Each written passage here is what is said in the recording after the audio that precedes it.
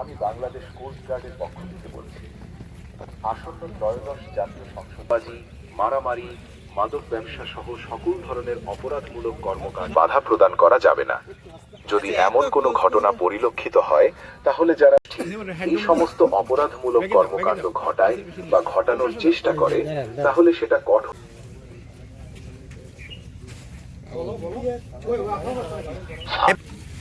একটু কথা বুঝান কেন দিচ্ছেন?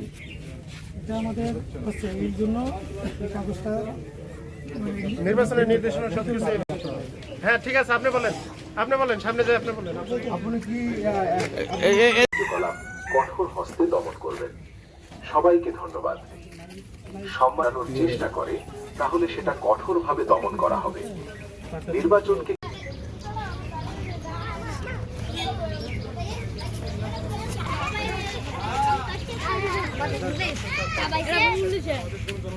বা গোষ্ঠী এই সমস্ত অপরাধমূলক কর্মকাণ্ড ঘটায় বা ঘটানোর চেষ্টা করে তা করে কোনো দল বা ব্যক্তিকে তার নির্বাচনী প্রচারণাতে বাধা প্রদান করা যা করার পরিকল্পনা রয়েছে তাদেরকে উক্ত পরিকল্পনা ভুলে যাওয়ার জন্য বলা হলো।